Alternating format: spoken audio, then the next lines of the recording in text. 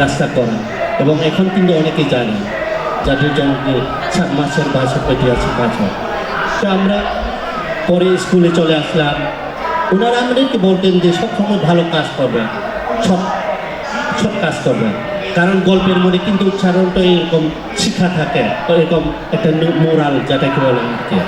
তো আমরা প্রায় সময় ভালো কাজ করতাম এবং ওনারা আমাদেরকে প্রতিদিন জিজ্ঞেস করতেন যে সময় গল্প শোনাবেন ওই সময় বলতেন যে কে কী কাজ করে, ভালো কাজ কে কী করে। আমরা এই জন্য প্রায় প্রতিযোগিতা করতাম কে ভালো কাজ করার জন্য, কারণ ওই যে গল্পকারদের কাছে ভালো হওয়ার জন্য ভালো কাজ করতাম। ভালো কাজ করতে বয়স্কদেরকে সাহায্য করা, যারা বৃদ্ধ বয়স, যারা বাচ্চা ছেলে মেয়ে তাদেরকে সাহায্য করতাম।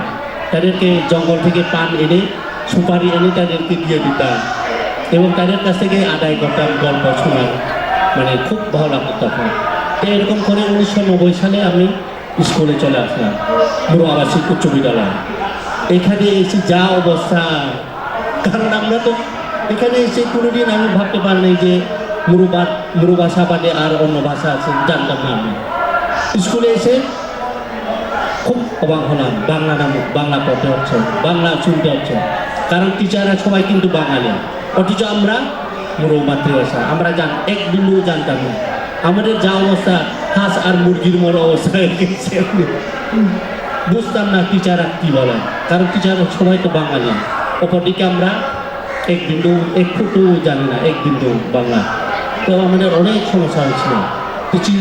একদিন টিচাররা, তবে আমাদেরকে নিজেদেরকে ভাগ্যবান বলতে হয়, একজন টিচার আছে বাঙালি হলেও কিন্তু উনি মুরু ভাষা জানেন। এই ক্ষেত্রে আমরা নিজেদেরকে ভাগ্যবান মনে করি আর কি। তো উনি আমাদেরকে প্রায় সময় ক্লাস করতেন বা মুরু ভাষা দিয়ে। তো তখন আসলে বুঝতে পারলাম আসলে মাতৃভাষা কতটা গুরুত্বপূর্ণ, মাতৃভাষা কী যে একটা গুরুত্বপূর্ণ, তখন ওই টিচারের মাধ্যমে বুঝলাম। কারণ আমরা যেটা বাংলা বুঝি না, ওই টিচারের মাধ্যমে বুঝতে পারছি আমি। তো প্রায় সময় টিচার ওই সুকুমার স্যার আমাদেরকে ক্লাস করতেন আর কি।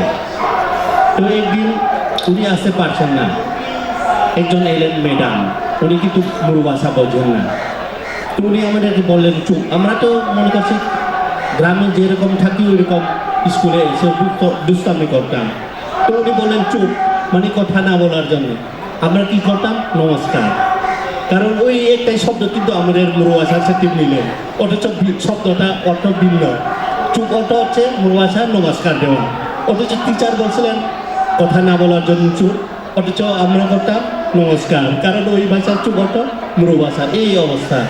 তা আমাদেরকে মায়ের সময় মারধর করতেন, কারণ আমরা বাংলা বুঝি না, অপরদিকে তারাও মুরু ভাষা বুঝেন না।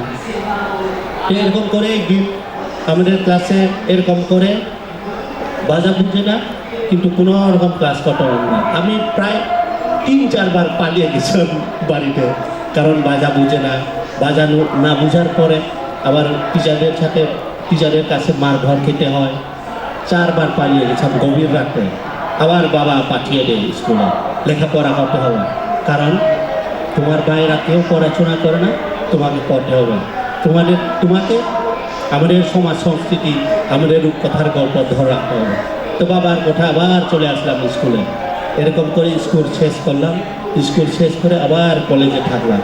কলেজে পড়ার সময় টাকার অভাবে 3 দিন না খেয়ে থাকতে হয়েছিল আমাকে। 3 দিন খুবই কষ্ট হয়েছিল তখন আমার মনে পড়ে আমাদের যারা রূপকথা গল্প শোনাচ্ছিলেন, আমাদের এলাকার মানুষ যারা না খেয়ে থাকে, আমাদের এলাকার মানুষ শীতের সময় যারা কম্বল না পেয়ে সারা রাত আগুনের পাশে থাকতে হয়েছিল, তাদের কথা মনে পড়ে।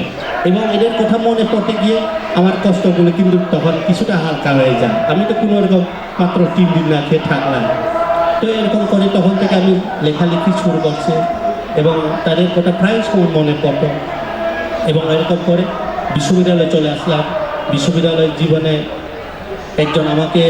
একজন খ্রিস্টান ফাদার আমাকে স্পন্সর দেওয়ার কথা ছিল, কিন্তু মাত্র 2 মাস স্পন্সর দেওয়ার পরে উনি হঠাৎ করে বন্ধ করে দিলেন।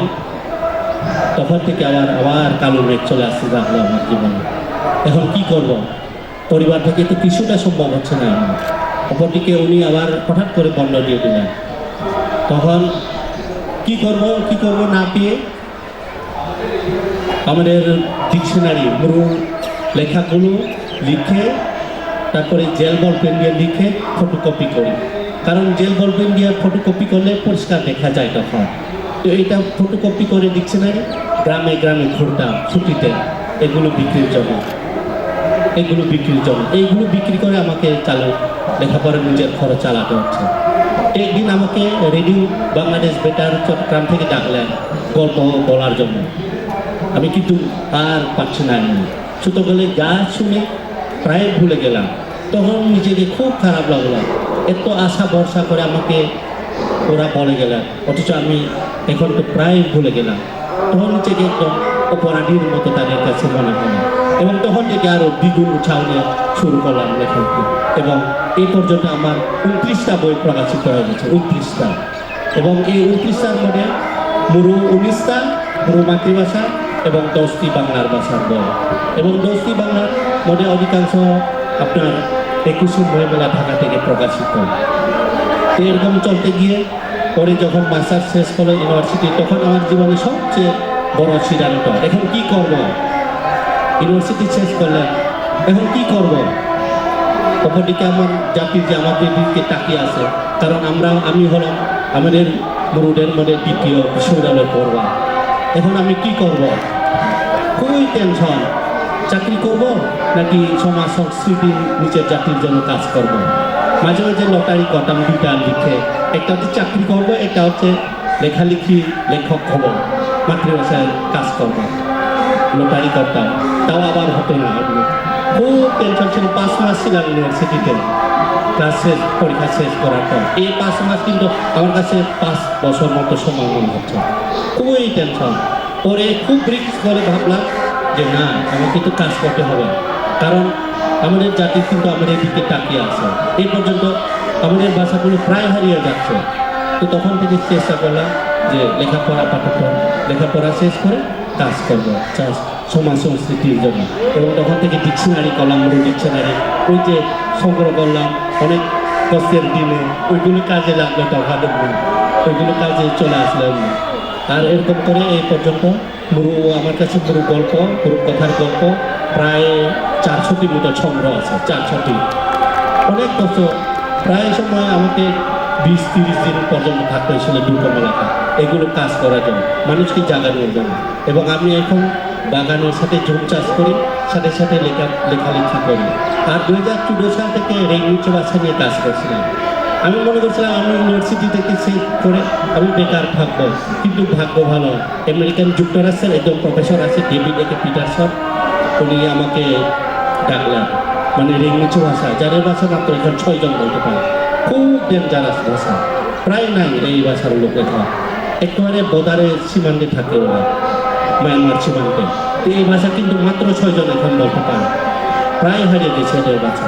এই ভাষা দিয়ে কাজ করছিলাম, এবং আমি চেষ্টা করবো সামনে এদের ভাষা ডিকশনারি প্রকাশ করার জন্য আপনাদের আশীর্বাদে। তো আমি এটুকু যদি আবার সময় থাকে দিদি আবার বলবো। ধন্যবাদ সবাই।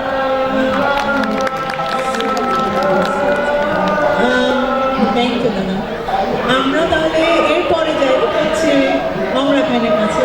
অমরা খান, আপনি একজন চলচ্চিত্র নির্মাতা হিসেবে আপনি মেইন স্ট্রিম ফিল্মের জগতে এসে এবং প্রথম সিনেমাটা যখন বানালেন এই যে জার্নি, আমাদের সাথে আপনার এই যাত্রাটা যদি একটু শেয়ার করতেন। হ্যালো, চারদিকে এত নয়েজ, এর মধ্যে আমাকে কম্পিটিশনের মধ্যে যাইতে হবে, লাউড হতে হবে, প্রতিযোগিতা। হ্যালো, আমি চেষ্টা করি ভালো খারাপ সিনেমার বাইরে ইম্পর্টেন্ট কিছু সিনেমা বানানোর ট্রাই করি। সিনেমা হচ্ছে নাকি হচ্ছে না সেটা দর্শকের ভালো করে জানবে। তো আমি চেষ্টা করি আমার আশেপাশে সমাজের কিছু চরিত্র, কিছু ঘটনা রিফ্লেকশন আনার জন্য স্ক্রিনে এখনো ট্রাই করি আর কি। সেটা কতটুকু সাকসেস সেটা আমি জানি না। তো অডিও ভিজুয়াল এবং সিনেমা মাধ্যমটা অনেক টাফ অ্যান্ড এক্সপেন্সিভ এবং খুবই পাওয়ারফুল একটা মাধ্যম। তো আমার কাছে এটা সহজ ছিল না আর কি। তারপর আমি পড়ালেখা করছি হচ্ছে ফাইন আর্টসে, চারুকলা, কিন্তু আমি ছবি আঁকতে পারি না। একটা ছবি আঁকার চাইতে আমি একটা সিনেমা বানানো আমার জন্য অনেক সহজ।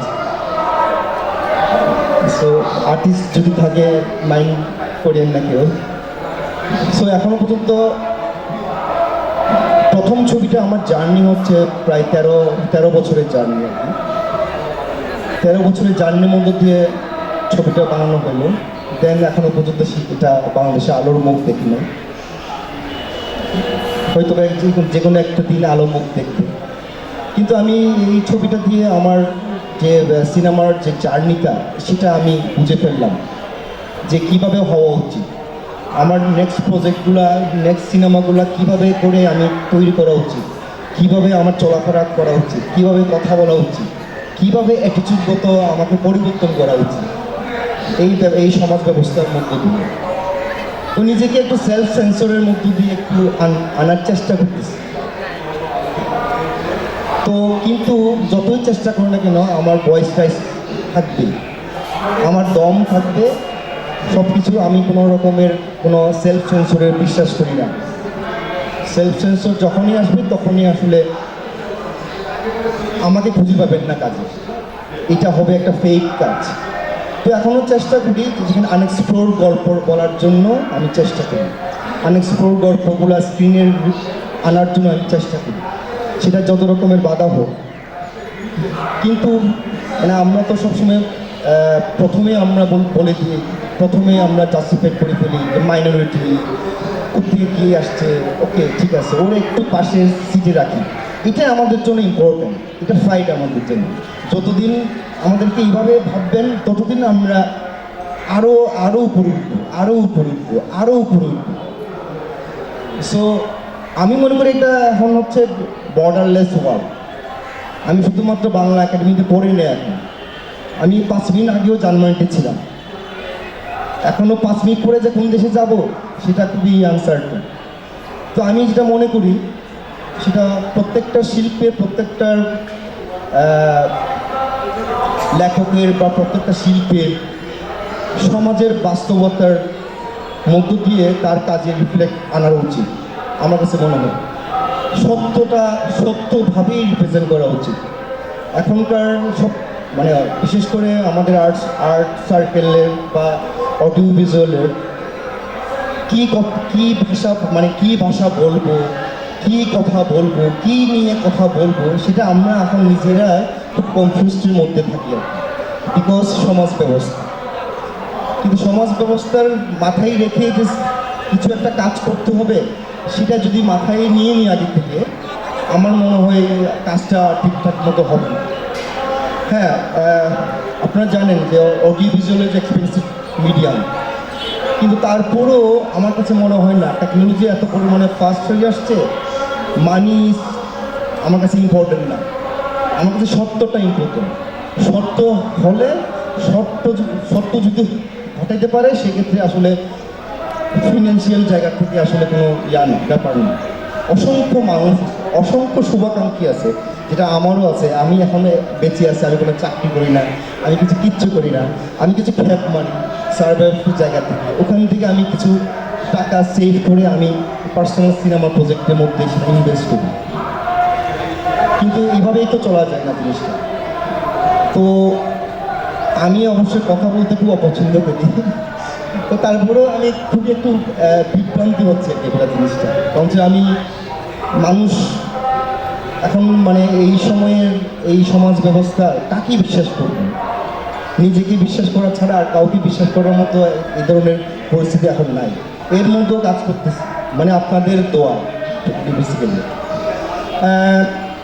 প্রথম ছবিটার আমার 2015-তে আমি পাবলিশ করছি, যেটা এখনও সেন্সর বোর্ডে আটকে আছে। ওনারা আমার পাশে এসে সেন্সর সার্টিফিকেট দিয়ে দিবে, সেটা আশা করতেছি। তো সেকেন্ড ছবিটা হচ্ছে দি লাস্ট পোস্ট অফিস, যেটা গ্লোবালি অনেক রিচ করছি আমরা ফেস্টিভ্যাল, সেটা অনলাইন প্ল্যাটফর্মেও আছে। তো এই আর কি কাজ করতেছি। ধরেন আমি মনে করি একটা শিল্পের, একটা ফিল্ম মেকারের 1000টা সিনেমা বানাতে হবে না, খুবই কিছু কিছু এক্সাম্পল, কিছু ছবি যদি এক্সাম্পল, কিছু কাজ যদি থেকে মানে বানাইতে পারে, দেন তারপরে আসলে আর কিছু এত কিছু কাজ করতে হয় না। আমারও এরকম 6-7টা সিনেমা টাইম লাইনে আছে।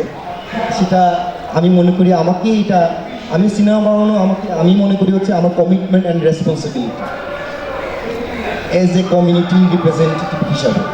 আমি মনে করি সিনেমা বানানো আমার কোনো প্রফেশন না। আমি প্রফেশন হিসাবে আমি ট্রাইও করিনি, আমি ট্রাইও করতে চাই না সিনেমার প্রফেশন। আমার প্রফেশন অন্য প্রফেশন আছে, আমি এক্সিকিউটিভ প্রডিউসার হিসেবে কাজ করি ইন্ডাস্ট্রিতে। তো আমি যেটা মনে করি সেটা হচ্ছে যেভাবে শুরু করছিলাম সেভাবে এখনও আছি, সেইভাবে ভবিষ্যতে এইভাবে করে শুরু করতে হবে, এইভাবে স্ট্রাগল মধ্য দিয়ে সিনেমা বানাতে হবে। I love struggle, I love fight, কোনো এটার ছাড়া কোনো উপায় নেই জিনিসটা। Thank you so much. Thank you, thank you.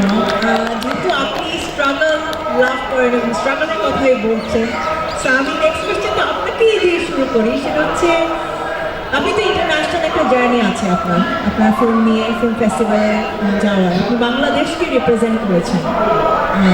It's sad যে আপনার ফিল্মটা বাংলাদেশেই সেন্সরশিপ পায়নি এখনো, কিন্তু আপনি কিন্তু বাংলাদেশকেই বিশ্বে রিপ্রেজেন্ট করেছেন এবং আপনার গল্প আনটোল্ড স্টোরিজ আপনি রিপ্রেজেন্ট করছেন। সেই জায়গায় কীরকম, মানে আমাদেরকে একটু অল্প করে ধারণা দিতে, তেমন অ্যাপ্রিসিয়েশনটা কী পেয়েছেন? আমি যখন খুব অবাক লাগে, আমি যখন ফার্স্ট 2015-এ যখন ইউরোপ ট্রাভেল করি, তখন প্রথম আমাকে এয়ারপোর্টে জিজ্ঞেস করছিল কোন দেশ, নাম কি, কোন দেশ থেকে, কোনো ধর্ম, কোনো জাতিগোষ্ঠী, কোনো গ্রাম, কোথেকে আসছে সেটা না, মানে নাম অ্যান্ড বাংলাদেশ। সো অবভিয়াসলি আমি দেশকে রিপ্রেজেন্ট করতেছি, এটা নিয়ে কোনো কনফিউজ নেই। আমি বাংলাদেশি নাগরিক, আমি বাংলাদেশে একজন নাগরিক এবং বাংলাদেশে একজন মানুষ।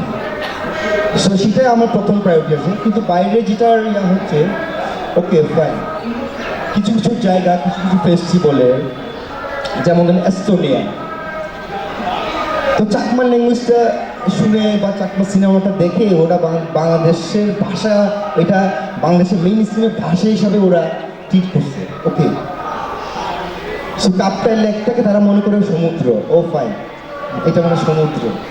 তো নো, আমাকে বলতে হচ্ছে না, এটা কাপ্তাই লেক, কাপ্তাই ড্যাম, এটার সাথে অনেকগুলো হিস্ট্রি আছে, রক্তক্ষয়ের একটা হিস্ট্রি আছে। সো না, এই ল্যাঙ্গুয়েজটা হচ্ছে একটা কমিউনিটি ল্যাঙ্গুয়েজ, এটা বাংলা না, বাংলা আমাদের হচ্ছে মাতৃভাষা এবং মেইন স্ট্রিমের ল্যাঙ্গুয়েজ। তো এটাকে ডিফাইন করতে হয়েছে, আমার বোঝাতে হয়েছে। কিন্তু প্রথমেই ওরা মনে করছিল হ্যাঁ বাংলাদেশ, এস্তোনিয়া কিন্তু মানে খুব একটা ছোট দেশ, খুব বিউটিফুল কান্ট্রি এস্তোনিয়া। তো আমাকে বলতে হচ্ছে, তার মানে আমি কিন্তু প্রথমেই কিন্তু বাংলাদেশ হিসেবে আমি রিপ্রেজেন্ট করছি। দেন তারপরে আমি ওকে, আমি আমার এই রাখাইন কমিউনিটি, এইটা হচ্ছে এই কমিউনিটি, এটা এই কমিউনিটির গল্প, এই আর কি। কিন্তু অ্যাপ্রিসিয়েট মানে ওকে বাংলাদেশ থেকে ওকে ছবি আসছে, প্রথমেই তো অ্যাপ্রিসিয়েট করবে যে দেশ থেকে আসলে ইয়া করতেছে। তো খুবই সাকসেসফুল মনে হচ্ছে আমার পুরো জিনিসটা।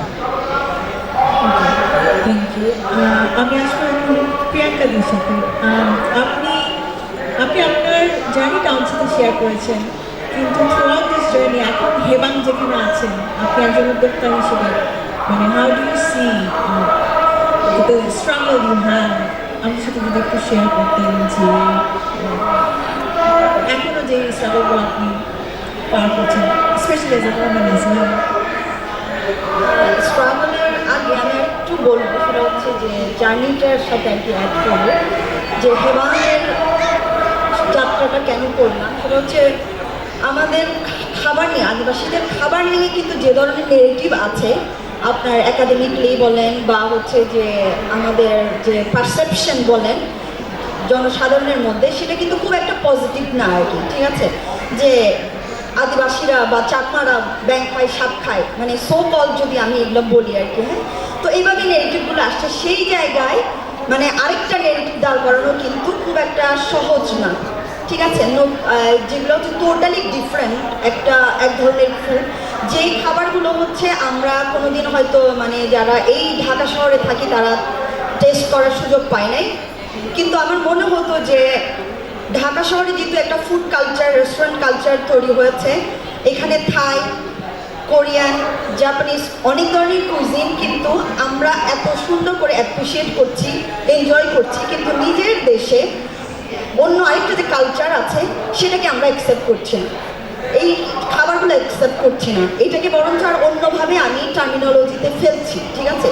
তো সেই চ্যালেঞ্জটাকে আমার মনে হচ্ছিল যে এটা চ্যালেঞ্জের চাইতেও তাহলে আমি একটা প্রমোট করি খাবারের মাধ্যমে, যে না, যখন তুমি হচ্ছে থাই কোরিয়ান খাচ্ছ, এটা খুবই এক্সোটিক, ন্যাশনাল জিওগ্রাফিকে দেখছো যে কি খাচ্ছে, হ্যাঁ সেটা খুবই এক্সোটিক, কিন্তু আদিবাসীরা খেলে ইটস নট লাইক যে এটা মানুষরা খায়, হ্যাঁ? তো এই নেগেটিভটার সাথে আমি আসলে মনে হয়েছিল যে আমি খাবারটার মাধ্যমে এটা ট্রাই করি। আরেক হচ্ছে যে খাবারটার সাথে যে আমাদের একটা হেলদি, আমাদের যে ডিফারেন্ট খাবারটার মধ্যে অনেক অর্গানিক বিষয়গুলো আছে, অর্গানিক নিয়ে অনেক এখন অনেক কী বলে মনে একটা শব্দ, কিন্তু অর্গানিক জিনিসটা কিন্তু আমাদের আদিবাসী কালচারে আছে। আমাদের কোনো হাঁড়ি পাতিল লাগে না, কোনো ইউটেন্সিলস লাগছে না, আমরা বাঁশ দিয়ে কলা পাতা দিয়ে রান্না করতে পারছি আমাদের, এবং কোনো ধরনের এই মার্কেটে যাওয়া লাগে না টু সাম এক্সটেন্ট, একমাত্র লবণ ছাড়া আমরা বাকিগুলো আমরা ম্যানেজ করতে পারি, ঠিক আছে?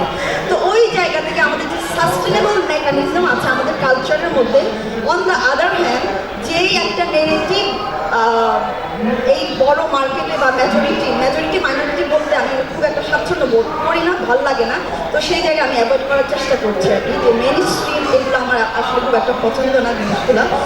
তো এই জায়গায় আমি আসলে ফুডের মাধ্যমে এটা প্রমোট করতে চাচ্ছি কালচারটাকে, যে না, you have to love our food, কারণ এটা হেলদি, কারণ এটা খুবই টাইম কনজিউমিং না, 5 মিনিটের মধ্যে 10 মিনিটের মধ্যে আপনি রান্না করতে পারবেন, আর এটা খুবই সাস্টেনেবল।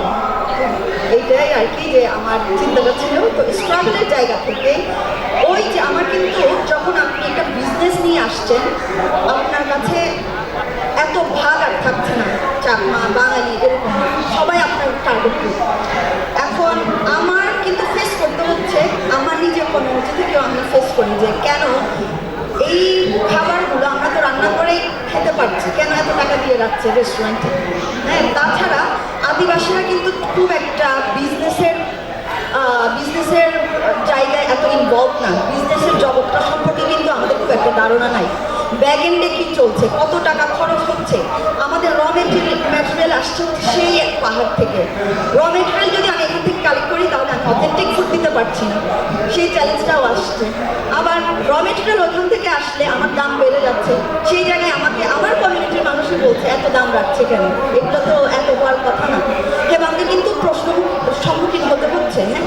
তো এই স্ট্রাগলটা তো আছে এবং থাকবে এখন, এবং এটা পার্ট অফ বিজনেস, এই স্ট্রাগলটা কিন্তু থাকবে।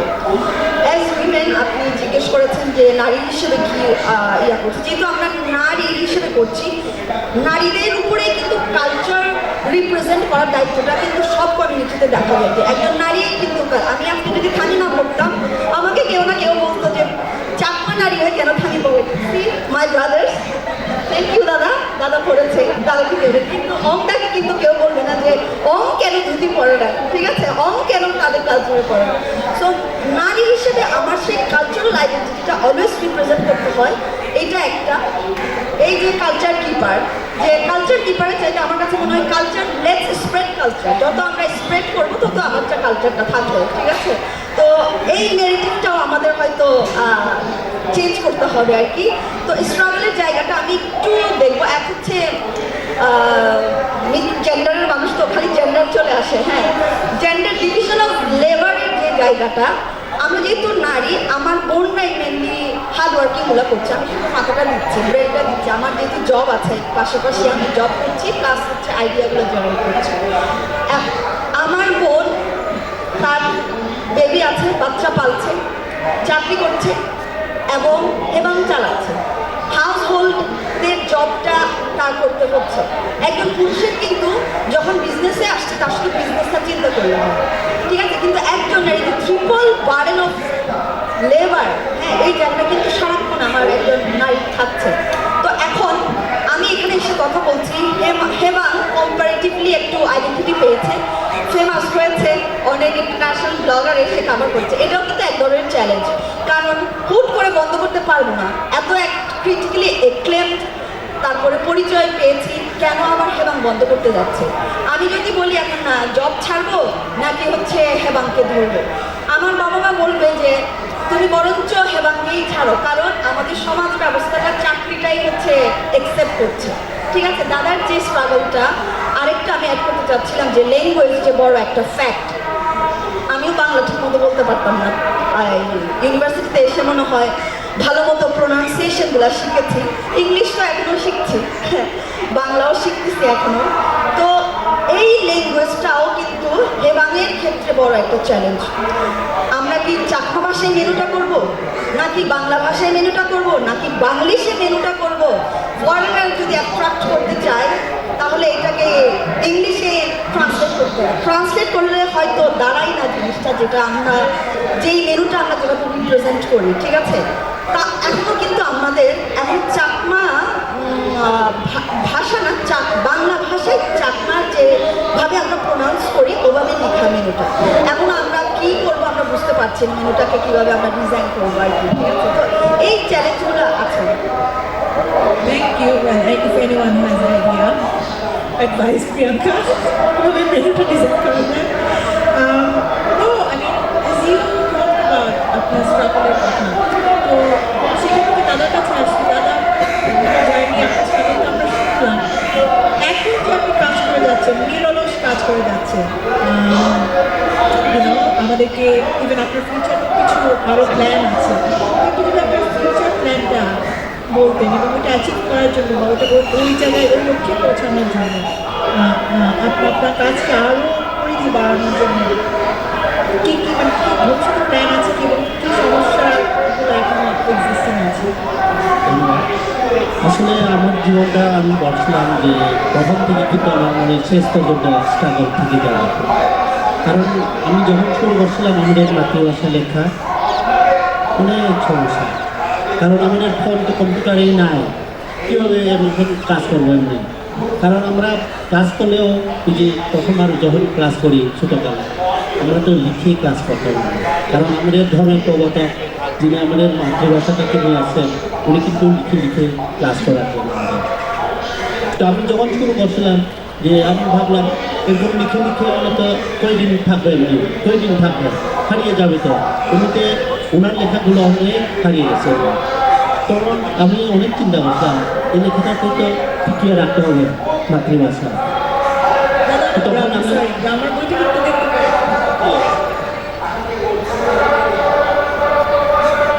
গ্রামার বই দীর্ঘ 10 বছর কাজ করছে এই একটা ছোট বই, মাতৃভাষা গ্রামার বই।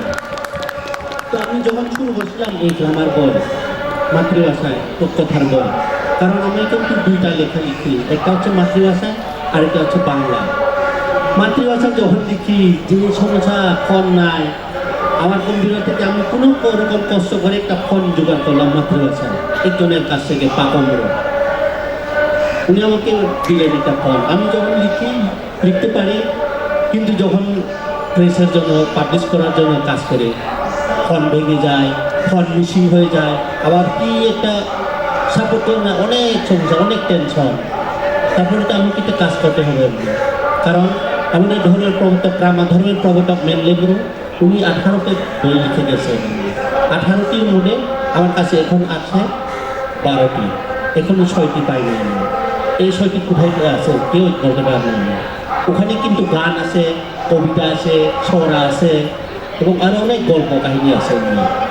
এখন তো আমাকে একটু কাজ করতে হবে দিন রাত। এমন অনেকবার হয়েছিল যে রাতে আমি কাজ করতে গিয়ে সময় দেখি টাকানোর সুযোগ নেই, কাজ করতে গিয়ে দেখি যে জানালা থেকে ভোরের আলো চলে আসছে, আমি মনে করছিলাম চাঁদের আলো, কিন্তু পরে দেখি এটা দিনের আলো, ঘুমানোর সুযোগ আর না এরকম। তো তবে আমার সবচেয়ে বড় চ্যালেঞ্জ হচ্ছে আমি যখন ইউনিভার্সিটি থেকে বের হলাম তখন লোকজন বলতেন যে কি একটা কাজ, চাকরির দিকে না গিয়ে লেখালেখি একটে ঘুরে মানুষের কাছে বয়স্কদের কাছে যায়, গল্প সংগ্রহ করতে, এই গ্রাম থেকে ও গ্রাম, এই পাহাড় থেকে ও পাহাড়, কি মাথা খারাপ নাকি? আমি চুপ করে থাকি, তখন মাঝে মাঝে খুব খারাপ লাগে। তারপর কি করবো, এর মুখটা বন্ধ করা যায় না। তারপর তো আমাকে একটা কাজ করতে হবে। একটা 50-60 হাজারের গ্রুপ, 60 হাজার গ্রুপ একজনের যদি না থাকে তাহলে তো আমাদের ভাষা এখন এখন হ্যাঁ, আমাদের মতে এমনি 80,000-এর মতো, কিন্তু এই বছর 53,000 দেখলাম এই বছরের গণনা। এত জনসংখ্যার মানুষ ভাষা হারিয়ে যাবে। তাছাড়া আমি ওই যে বললাম ল্যাঙ্গুয়েজ ভাষা কাজ করতে গিয়ে এদের ভাষায় মানে অনেক শিক্ষা পেলাম যে আমরা যখন 2014 সালে শুরু করি ল্যাঙ্গুয়েজ ভাষার সংখ্যা 14 জন, 32 জন। পরে এই বছর গিয়ে দেখি মাত্র 6 জন, 6 জন বেঁচে আছে, হারিয়ে যাওয়ার পথে এমনি। এই 6 জন কিন্তু 70 বছরের মধ্যে যারা ছোট এখন ওরা বলতে পারে না নিজের মাতৃভাষা, অন্য ভাষা কথা বলে ওঠে। তো আমি চেষ্টা করি যে আগামীতে ল্যাঙ্গুয়েজ ভাষা ডিকশনারি করব। আমি এই বছর একটা চিম্বুকহার একটা পাঠাগার শুরু করছি, বাস গাছ দিয়ে অনেক উঁচু জায়গা পাঠাগার শুরু করছি। সেখানে বুড়োরা বাচ্চারা এসে গল্প শুনে, আমিও গল্প শুনি তাদেরকে, এবং যারা গ্রামের বয়স্ক তাদেরকে আমরা ইনভাইট করি, আমাদেরকে গল্প শোনায়। আর আমি এই বিষয়গুলো লিখে রাখি, কারণ এগুলো তো তাদের কাছ থেকে সংগ্রহ করতে হবে, না হলে তা হারিয়ে যাবে। তা আমি আশা রাখবো যে আরও অনেক। তবে আমার একটা সমস্যা হচ্ছে, আমি আসলে আমার বইগুলো প্রকাশ করতে পারি না, প্রকাশনী পাই না, কারণ আমার লেখাগুলোতে দিলে কিন্তু ওরা নেয় না।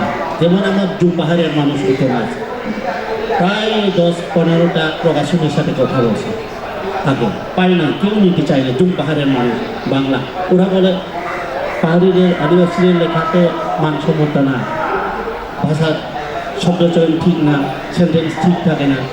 তো আমি কি যা পারি সেটা লিখি এমনি।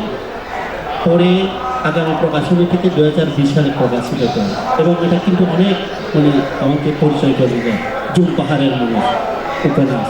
সেরকম কিন্তু উপন্যাস, ডিকশনারি, ব্যাকরণ, এবং আগামীতে আরও চেষ্টা করবো। এবং এই বছর আমার আরও 2টা বই আসার কথা, বই মেলাতে চেষ্টা করবো আরও অনেক কাজ করার জন্য, কারণ আমাদের দায়িত্ব, আমাদের কাজে আমাদের সম্মুখীন অনুযায়ী টাকা আছে। আমরা যদি কাজ না করি কী করবো? আমরা যদি এখন না করি কখন করবো? ধন্যবাদ। Yes, big salute, দাদা। আমরা আশা করছি চিম্বুকে আপনারা তার লাইভ ভিজিট করতে পারবেন। It would be amazing experience, I think. আমি যাচ্ছি। I think, yeah, I'll ask before আমি অডিয়েন্সকে কোয়েশ্চেন করার আগে আপনাকে আমি একই প্রশ্নটা করছি, সেটা হচ্ছে ভবিষ্যতে আপনি আমরা খান কি দেখছেন, কি প্ল্যান? জীবন প্রবাহমান। এখন দেখলাম যে আসলে সব কিছু সিনেমা থেকে শুরু করে সমস্ত কিছু ভাইরাল কালচারের সাথে জড়িত রয়েছে। ভাইরাল কালচার একটা খুবই একটা মরণবেদী ওষুধ। তো আমি এগুলো বিশ্বাস করি না। 2017 থেকে নো কমিউনিটি নিয়ে আমি কাজ করতেছি, 2017 থেকে। হোপফুলি এটা 2026 করতে পারবেন। তো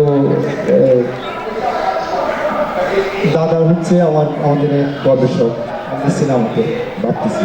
তো সিনেমা ক্ষেত্রে এখন অনেক দিন ধরে কিছু প্রবলেম ফেস করতেছে, যেটা হচ্ছে ভাষাগত দিক দিয়ে আর কি পুরো জিনিসটা। আমি রাখাইন কমিউনিটি হয়ে একটা মোর কমিউনিটি নিয়ে ছবি বানাচ্ছি। আমাকে দেখেন আগে মানে আমি রাখাইন কমিউনিটি আর মোর কমিউনিটি এখানে একটা বাধা চলে আসছে, এবং ওইটাকে যদি আমি স্ক্রিপ্টিং করতে চাই বাংলাতে আমি করতেছি, আর একটা ধাক্কা আসতেছে। বাংলা থেকে যখন আমি বিভিন্ন ফান্ড রাইজ, বিভিন্ন সাবমিশন যদি করতে চাই ওয়ার্ল্ড ওয়াইড, সেখানে ইংলিশ, ফ্রেঞ্চ বা জার্মান, সেখানে একটা বাধা চলতেছে। সো ল্যাঙ্গুয়েজ ভেরিয়েশন বা ল্যাঙ্গুয়েজের যে প্রবলেম, এটা দিন দিন আমি ফেস করতেছি বেসিক্যালি, বিকজ টেক্সট দিয়ে কোনোভাবেই আমি বোঝানো যাচ্ছে না ছবিটা, কিন্তু ইমেজ দেখে বুঝতে পারতেছি। ইমেজ দেখে সবাই বলতেছে ওকে ওয়াও, কিন্তু টেক্সটের মধ্যে এটা আসতেছে না। এটা হয়তো বা আমি এখনো পর্যন্ত শিখতেছি কীভাবে আসা যায়, কিন্তু আলটিমেটলি আমার হচ্ছে ভিজুয়ালটা হচ্ছে মেইন টার্গেট। টেক্সট দিয়ে আমার কিছু যায় আসে না। যাই হোক, এটা একটা হোপফুলি আপনারা দোয়া করবেন 2026 যেন একটা ওয়ার্ল্ড ট্রাভেল করতে পারি। ছবির নাম ব্রো। এটা বেসিক্যালি লক লাইন হচ্ছে বেঁচে থাকা লড়াইয়ের মধ্যে শিকড় সন্ধান, এটা বেসিক্যালি লক লাইন আপাতত। তো আশা করতেছি আরেকটা ছবি নিয়ে ভাবতেছি, কোথাও চলতেছে, যেটা হচ্ছে 1784 সালে 50টা নৌকা একটা কমিউনিটির জার্নি, সমুদ্র জার্নি, আরকান স্টেট থেকে এখানে চলে আসছে। এক রাতের ঘটনা, একটা কমিউনিটিকে এক রাতের মধ্যে 10 সেকেন্ড বা 1 মিনিটের মধ্যে ডিসিশন নিতে হয়েছে, যেতে হচ্ছে সব কিছু ছেড়ে। কিন্তু ওরা জানে না কই যাবে, কোথায় যাবে। তো এক সমুদ্রের মধ্যে 50টা নৌকা, এটা হচ্ছে আমার রাখাইন কমিউনিটি। এক রাতের মধ্যে ম্যাসাকার, সেখানে আমরা পালিয়ে আসছি। সো এটা একটা এখন কাজ করতেছি, দোয়া করবেন। হ্যাঁ, বাধা আসবে, বাধাটাকে আমি ওয়েলকাম করি, কিন্তু আছে না, এখন তো সিনেমার জন্য, ফেস্টিভ্যালের জন্য বানায়, অমুক জন্য বানায়, সিনেমার জন্য না। আমি আমার সিনেমার বানাচ্ছি, সেটা সেটা ফেস্টিভ্যাল হোক, সেটা কমার্শিয়াল সাকসেস হোক, ডাজেন্ট ম্যাটার। আমি এগুলো ডিপেন্ডেন্ট না। আমি আমার কথা বলবো, আমি আমার চেহারা দেখাবো অন স্ক্রিনে, আমি আমার আনএক্সপ্লোর ঘটনাগুলো আমি রিপ্রেজেন্ট করবো থ্রু স্ক্রিন। এটাই হচ্ছে আমার গোল। Thank you so much. Well, wish you all the very best and looking forward আপনার সিনেমার জন্য। And yeah, আমি as a documentary filmmaker আমি really আজকে খুবই honored যে আপনাদের সাথে আমি গল্প করতে পেরেছি, আমি এই চান্সটা পেয়েছি। Thanks to you all. এখন আমি অডিয়েন্সের কাছে, if you have any questions or comments or you want to say something, yeah, mic please.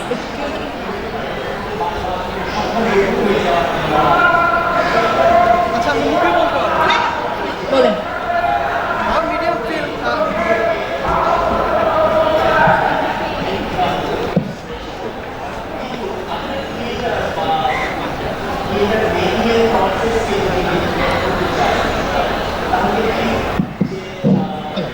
আমি রায়হান আছি, একজন ফিল্মের শিক্ষার্থী। আমার সে প্রশ্ন আমাদের কাছে যে আপনি একটা ফিল্মের কথা বললেন যে 2017 সালে শুরু করেছেন, কিন্তু সেটা প্রিমিয়ার করতে চাচ্ছেন বা সেটা শেষ হবে আমরা 2026 সালে দেখতে পাবো। এখন এই মডার্ন পিরিয়ডে ডিজিটাল যুগে আমাদের একটা সিনেমার জন্য 9 বছর ধরে অপেক্ষা করা লাগতেছে কেন? এইটার কি প্রতিবন্ধকতা আপনি ফেস করতেছেন বলে 9টা বছর আমাদের অপেক্ষা করা লাগবে? যেখানে বঙ্গবন্ধু বলতেছে মাত্র 2-3 ইঞ্চির সাবটাইটেল দিয়ে আমরা সব ব্যারিয়ার ভেঙে দিতে পারতেছি, সেইখানে আমরা কেন 9 বছর অপেক্ষা করবো? বেসিক্যালি এটা আমার পার্সোনাল প্রস্তুতি, ঠিক আছে। আমার দম আছে, কিন্তু আমার ওই যে শীতের জমে যাচ্ছে হাত পাগুলো, আমি চাইলে এখন শুট করতে পারবো না। তো আছে না, একটু বৃষ্টির সময় আসুক বা এই সময়, যেহেতু লং প্রসেস, তবে ওনাদের কমিউনিটি থেকে বোঝার জন্য আমার আসলে 10 বছর দরকার। ওনাদের কমিউনিটি হাগা মোটা থেকে শুরু করে সব কিছু, এই যে ওনার কানের ফুল দিচ্ছে, ওইটা বোঝার জন্য আমার 5 বছর লাগছে। তো এইটাই তো খুবই দরকার, মানে আমার কাছে মনে হয় আর কি। ওনাদের সাথে আমি থাকতেছি, সব কিছু করতেছি, ঢাকা শহর ছেড়ে দিচ্ছি বেসিক্যালি সিনেমার জন্য। সো আর তাড়াহুড়া নাই তো, কেউ কি ব্যাট নিয়ে কি বসে রয়েছে যে আগামী বছর তোমাকে দিতে হবে, ন্যাশনাল অ্যাওয়ার্ডের জন্য দিতে হবে, একদম না। সো আমি টাইম নিচ্ছি নিজেকে প্রস্তুতির জন্য আর কি, পুরো জিনিসটা। আর মানে আদারওয়াইজ কোনো ইয়ার জন্য না, ফিনান্সিয়াল জায়গা থেকে এগুলার না, জাস্ট নিজেকে একটু সময় দিচ্ছি বোঝার জন্য, মার্কেট বোঝার জন্য, গ্লোবালের ল্যাঙ্গুয়েজ বোঝার জন্য। সিনেমার ওটিটি মোটিটি না, ভাইরাল কালচার না, ল্যাঙ্গুয়েজ বোঝার জন্য, বেসিক্যালি গ্লোবালের অডিও ভিজুয়ালের ল্যাঙ্গুয়েজ বোঝার জন্য, মার্কেট বোঝার জন্য। সো নিজের জন্য মানে নিজেকে একটু প্রস্তুতি নিচ্ছি আর পুরো জিনিসটা। থ্যাংক ইউ সো মাচ, ধন্যবাদ। Just আমি একটু অ্যাড করতে চাই এখানে, because you are from student. হচ্ছে I know I'm a moderator, কিন্তু আমি জাস্ট আমার সাথে অ্যাড করতে চাচ্ছি যে I think also আমরা নিজেদেরকে প্রতিনিয়ত আপডেটও করতে চাই as a film maker. So সেই জায়গায় একটা জার্নি থাকে। I think I agree যে হ্যাঁ, আমরা কোনো দৌড়ের উপর নেই, আর আমরা যেহেতু গল্পটা বলতে চাই এবং অথেন্টিক গল্প এবং তাদেরকে বুঝে আপনার যে যাদেরকে নিয়ে আমরা গল্পটা করবো তাদেরকে বোঝা, তাদের ভেতর পর্যন্ত যাওয়া এবং এই যে বিশ্বাসের একটা বড় একটা জিনিস কাজ করে।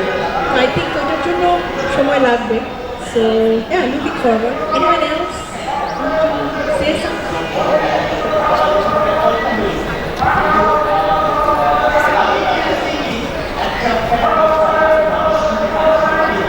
Thank you.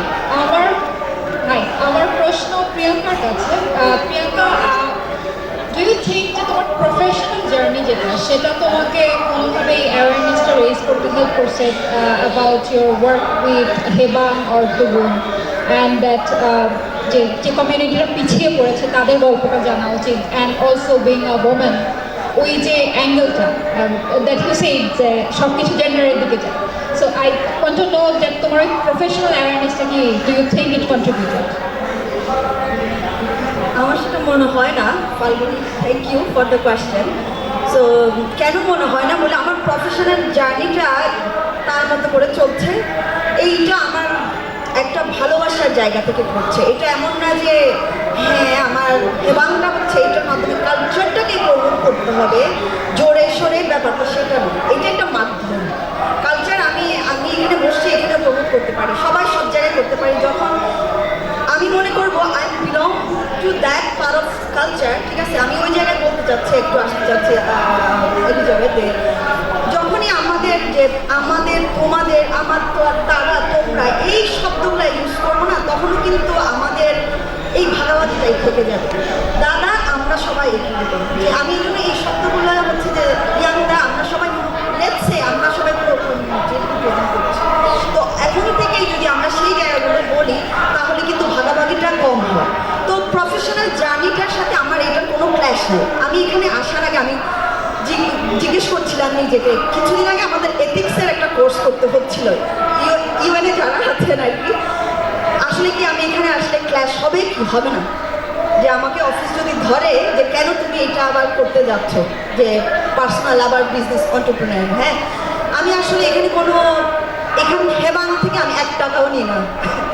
হ্যাঁ আমি চাচ্ছি যে এটা এক হচ্ছে কালচারটা প্রমোট হচ্ছে, আরেকটা হচ্ছে আমার মাধ্যমে আমার কিন্তু একটু ব্রেনটা দিতে পারছি, আমার মাধ্যমে অনেক মানুষের জব অপরচুনিটিস হচ্ছে, যারা সুযোগ পাচ্ছে না কাজ করার, স্টুডেন্ট জব তারা হচ্ছে এখানে আমার হেবাঙে এসে কাজ করতে পারছে, আমার আত্মীয় স্বজন যারা কাজ পাচ্ছে না তারা কাজ করতে পারছে, এটা এক। আর বিজনেসের যে জায়গাটা তো অনেক চ্যালেঞ্জিং একটা বিষয়, যে আমাকে যত বলা হোক যে তুমি কালচার প্রমোট করছো, দিচ্ছ শুধু টাকায় আর্ন করছো, তাই না? হ্যাঁ এই টাকা আর্ন না করলে কিন্তু আমার বিজনেস টিকবে না, ঠিক আছে?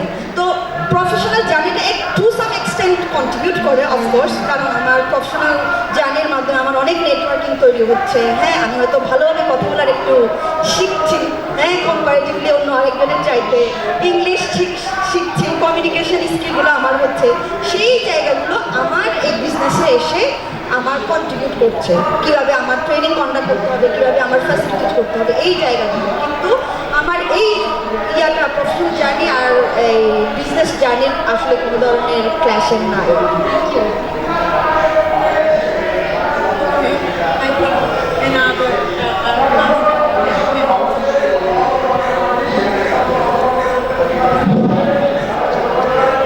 নমস্কার, আমি শেখ সানু মার্মা।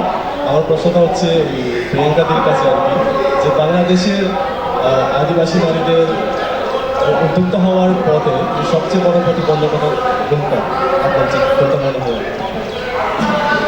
Thank you. বড় প্রতিবন্ধকতা বলতে তো এটা ডিপেন্ড করে ইন্ডিভিজুয়াল টু ইন্ডিভিজুয়াল, কিন্তু যেহেতু এখন কিন্তু ঢাকা শহরে অনেক উদ্যোক্তা তৈরি হয়েছে নারীদের মধ্যে, তার মধ্যেও কিন্তু আদিবাসী নারীর বড় একটা গোষ্ঠী আছে, সাবাঙ্গী নামে একটা প্ল্যাটফর্ম আছে, সব নারী উদ্যোক্তারা ওখানে। আমার মনে হয় নারী উদ্যোক্তা নতুন করে তৈরি হওয়ার কোনো জায়গায় নেই, কারণ আদিবাসীরাই সবসময় উদ্যোক্তাই। আপনি বাজারে যাবেন, একজন নারী প্রতিদিন এসে বাজার তরকারি খুঁজে জুম থেকে সেগুলো এসে বিক্রি করছে, সে কি উদ্যোক্তা না? অবশ্যই উদ্যোক্তা।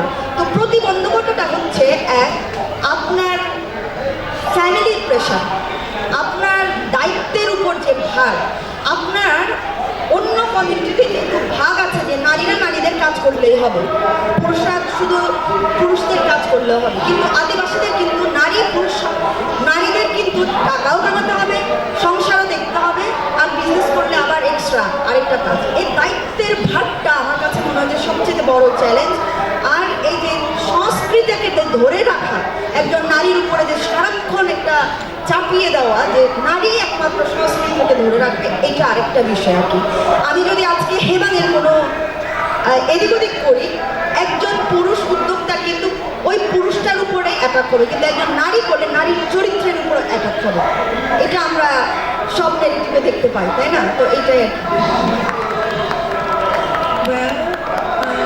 সেইখানেই আমরা আমাদের আজকের সেশনটা শেষ করতে চাচ্ছি। যেভাবে প্রিয়াঙ্কাদি বলেছেন যে আমিও কালচার টিপার্সকে এখন থেকে কালচার স্প্রেডার বলবো।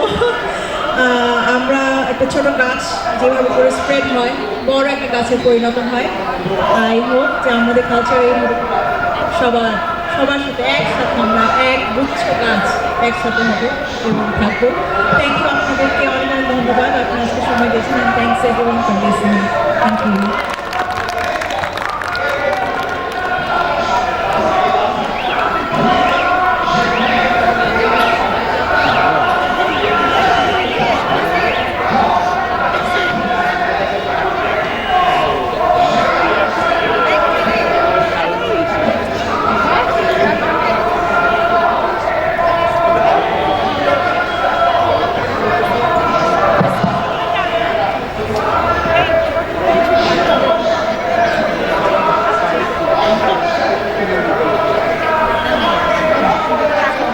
প্রিয় দর্শক, ধন্যবাদ এতক্ষণ মনোযোগ দিয়ে আমাদের সেশনটা শোনার জন্য। ধন্যবাদ এলিজাবেথ ডি কস্টা এত সুন্দর একটা পরিবেশন করার জন্য। প্রিয় দর্শক, আমাদের পরবর্তী সেশন শুরু হবে দুপুর 1:45 ততক্ষণ আমাদের সাথে থাকুন। আপনাদের কাছ থেকে 5 মিনিট সময় চেয়ে নিচ্ছি মঞ্চটা সাজানোর জন্য। ধন্যবাদ সবাইকে। রাফিদা